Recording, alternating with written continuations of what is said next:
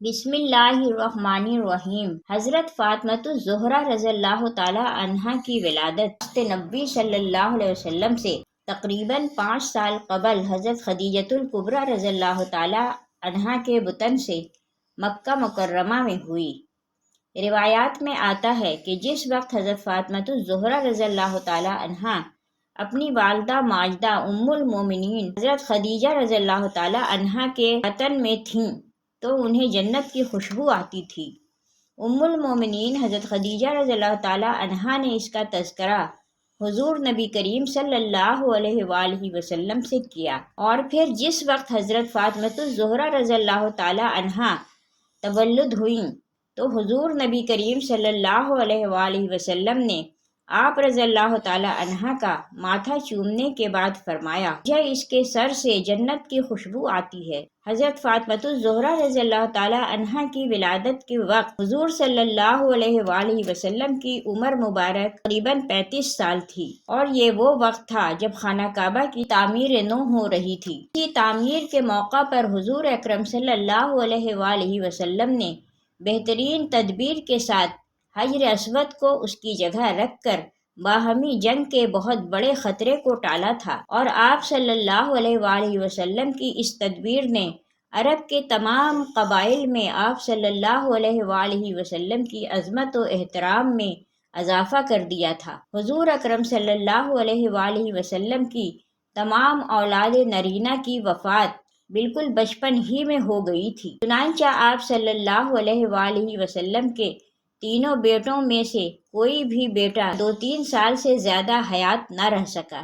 چاروں بیٹیوں میں سے بھی 3 کی وفات آپ صلی اللہ علیہ وآلہ وسلم کی حیات مبارکہ ہی میں ہو گئی تھی۔ حضرت فاطمہ رضی اللہ تعالی عنہا کا انتقال آپ صلی اللہ علیہ وآلہ وسلم کی وفات کے 6 ماہ بعد ہوا۔ آپ صلی اللہ علیہ وآلہ وسلم کی چاروں بیٹیوں میں سے کوئی بھی بیٹی 30 سال سے زیادہ باحیات نہ رہ سکی۔ حضور صلی اللہ علیہ وآلہ وسلم کی زندگی کے آخری سالوں میں تو آپ صلی اللہ علیہ وآلہ وسلم کی توجہات و محبت کا مرکز فطری طور پر حضرت فاطمہ رضی اللہ تعالی عنہا بن گئی تھیں۔ یوں بھی وہ حضور اکرم صلی اللہ علیہ وآلہ وسلم کی بہت ہی چہیتی بیٹی تھیں۔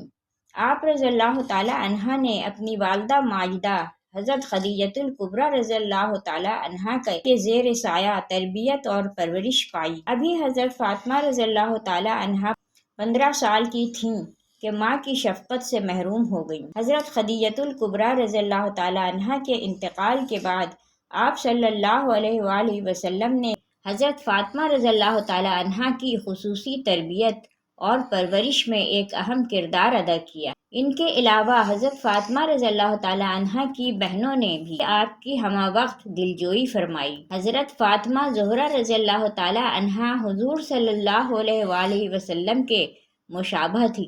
حضرت فاطمہ رضی اللہ تعالی عنہا جس وقت چلتیں تو آپ کی چال ڈھال رسول اللہ صلی اللہ علیہ وآلہ وسلم کے بالکل مشابہ ہوتی تھی۔ اسی طرح حضرت عائشہ رضی اللہ تعالی عنہا سے روایت ہے، میں نے اٹھنے بیٹھنے اور عادات و اطوار میں حضرت فاطمہ رضی اللہ تعالی عنہا سے زیادہ کسی کو رسول اللہ صلی اللہ علیہ وسلم سے مشابہ نہیں دیکھا۔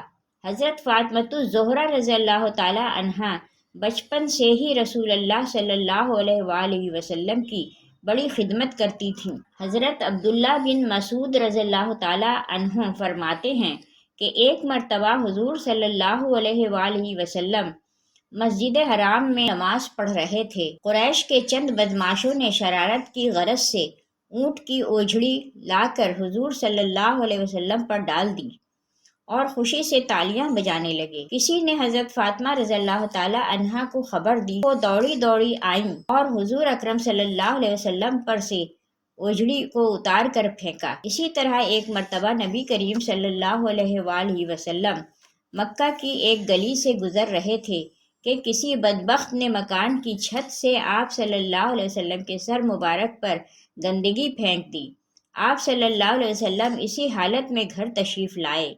حضرت فاطمہ رضی اللہ تعالی عنہا نے یہ حالت دیکھی تو رونے لگیں اور پھر سر مبارک اور کپڑوں کو دھویا۔ حضرت فاطمہ رضی اللہ تعالی عنہا نہ صرف عمومی حالات میں بلکہ سخت ترین حالات میں بھی نہایت دلیری اور ثابت قدمی سے اللہ کے رسول صلی اللہ علیہ وآلہ وسلم کی خدمت کرتی تھیں۔ چنانچہ غزوہ احد میں جب اللہ کے رسول صلی اللہ علیہ وآلہ وسلم کے دندان مبارک شہید ہو گئے اور پیشانی مبارک پر بھی زخم آئے تو حضرت فاطمہ رضی اللہ تعالی عنہا احد کے میدان پہنچیں اور اپنے والد محترم کے چہرے کو پانی سے دھویا اور خون صاف کیا، غرض کہ حضرت فاطمہ رضی اللہ تعالی عنہا نے اپنے والد کی خدمت کا حق ادا کیا۔ حضرت فاطمہ الزہرا رضی اللہ تعالی عنہا کا بچپن دین کے لیے تکلیفیں سہنے میں گزرا، حتیٰ کہ رسول اللہ صلی اللہ علیہ وآلہ وسلم نے قریش کی ایذاؤں سے بچنے کے لیے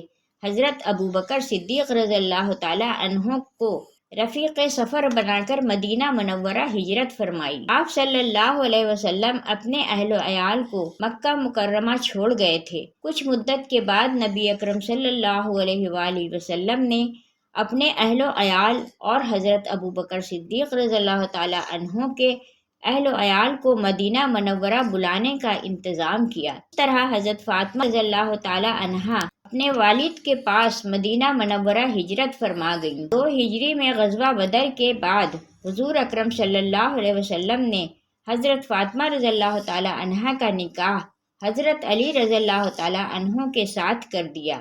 مسند احمد میں حضرت علی رضی اللہ تعالی عنہ کا واقعہ خود ان کی زبانی نقل کیا گیا ہے۔ جب میں نے حضور اکرم صلی اللہ علیہ وآلہ وسلم کی صاحبزادی حضرت فاطمہ رضی اللہ تعالی عنہا کے بارے میں اپنے نکاح کا پیغام دینے کا ارادہ کیا تو میں نے دل میں کہا کہ میرے پاس کچھ بھی نہیں ہے، پھر یہ کام کیوں کر انجام پائے گا، لیکن اس کے بعد ہی دل میں حضور اکرم صلی اللہ علیہ وآلہ وسلم کی سخاوت اور نوازش کا خیال آ گیا، لہٰذا میں نے حاضر خدمت ہو کر پیغام نکاح دے دیا۔ صلی اللہ علیہ وآلہ وسلم نے سوال فرمایا، تمہارے پاس مہر میں دینے کے لیے کچھ ہے؟ میں نے عرض کیا نہیں۔ آپ صلی اللہ علیہ وآلہ وسلم نے فرمایا، تمہاری زیرہ کہاں گئی؟ میں نے کہا جی ہاں وہ تو ہے۔ آپ صلی اللہ علیہ وآلہ وسلم نے فرمایا، فروخت کر کے مہر میں دے دو۔ مورخین فرماتے ہیں کہ حضور صلی اللہ علیہ وآلہ وسلم کے فرمان پر حضرت علی رضی اللہ تعالی عنہ نے اپنی زیرہ فروخت کی تھی جو حضرت عثمان غنی رضی اللہ تعالی عنہ نے خریدی تھی، لیکن بعد میں حضرت عثمان غنی رضی اللہ تعالی عنہ نے حضرت علی رضی اللہ تعالی عنہ کو یہ زیرہ بطور ہدیہ واپس کر دی تھی۔ اس واقعہ سے مہر کی ادائیگی کی اہمیت کا اندازہ لگایا جا سکتا ہے کہ آپ صلی اللہ علیہ وآلہ وسلم نے مہر کی ادائیگی کے لیے حضرت علی رضی اللہ تعالی عنہ کی پسندیدہ چیز کو فروخت کرا دیا تھا۔ تمام روایات کو جمع کرنے کے بعد جنت میں ساری عورتوں کی سردار کا جہیز صرف چند چیزوں پر مشتمل تھا: ایک چارپائی، ایک بچھونا، ایک چمڑے کا تکیہ جس میں کھجور کی چھال بھری ہوئی تھی، ایک چکی، بعض روایت میں 2 چکیوں کا تذکرہ ہے، 2 مشکیزیں، اس کے ذریعے کنویں وغیرہ سے پانی بھر کے لایا جاتا ہے۔ حضرت فاطمہ رضی اللہ تعالی عنہا کو حضور صلی اللہ علیہ وآلہ وسلم جنت کی عورتوں کی سردار بتایا ہے۔ ان کی شادی کس سادگی سے حضور صلی اللہ علیہ وسلم نے انجام دی کہ حضرت علی رضی اللہ تعالی عنہ نے نکاح کا پیغام دیا۔ آپ صلی اللہ علیہ وآلہ وسلم نے حضرت فاطمہ رضی اللہ تعالی عنہا کے سامنے اس کا تذکرہ کیا۔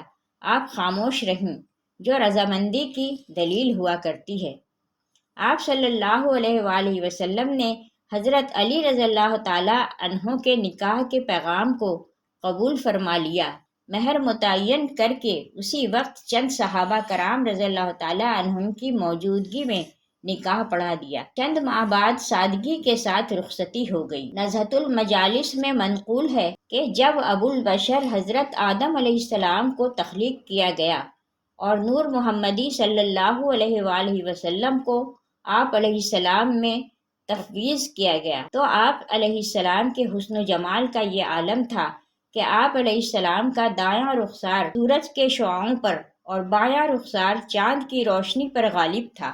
بس جب حضرت حوا علیہ السلام کو تخلیق کیا گیا تو وہ بھی بے پناہ حسن کی مالک تھیں۔ اس وقت دونوں جنت میں تھے تو ایک روز پھرتے ہوئے ان کے درمیان یہ موضوع زیر بحث آیا کہ اللہ تعالیٰ نے ہم سے زیادہ کسی کو حسین پیدا نہیں فرمایا۔ ابھی دونوں کے درمیان یہ گفتگو جاری تھی کہ حضرت جبرائیل علیہ السلام تشریف لائے اور اللہ تبارک و تعالیٰ کے حکم کے مطابق انہیں لے کر جنت کے ایک محل میں چلے گئے جو سرخ یاقوت کا بنا ہوا تھا۔ اس محل کے اندر زمرد کے پایوں والا ایک سنہری تخت بچھا ہوا تھا جس پر ایک لڑکی بیٹھی ہوئی تھی۔ اس لڑکی کے سر مبارک پر سونے کا تاج تھا اور جسم مبارک سے نور کی شعاعیں بلند ہو رہی تھیں۔ حضرت آدم علیہ السلام نے جب یہ سراپا دیکھا تو بارگاہ الہی میں عرض کیا کہ الہی یہ کون ہے؟ ارشاد باری تعالیٰ ہوا کہ یہ لڑکی فاطمہ رضی اللہ تعالی عنہا بنت محمد صلی اللہ علیہ وسلم ہے۔ حضرت آدم علیہ السلام نے عرض کیا کہ الہی اس کا شوہر کون ہوگا؟ پھر جبرائیل علیہ السلام کو حکم ہوا کہ وہ انہیں فاطمۃ الزہرا رضی اللہ تعالی عنہا کے شوہر سے ملوائیں۔ چنانچہ حضرت جبرائیل علیہ السلام انہیں لے کر ایک اور دروازے کی جانب بڑھ گئے۔ جب اس دروازے کو کھولا گیا تو سونے کے ایک تخت پر ایک خوبصورت نورانی چہرے والا نوجوان تشریف فرما تھے۔ حضرت آدم علیہ السلام کو حضرت جبرائیل علیہ السلام نے بتایا کہ یہ حضرت علی بن ابو طالب رضی اللہ تعالی عنہ ہیں اور ان کا نکاح حضرت فاطمۃ الزہرا رضی اللہ تعالی عنہا سے ہوگا۔ حضرت آدم علیہ السلام نے اس مبارک جوڑے کو دعا دی اور وہاں سے واپس تشریف لے آئے۔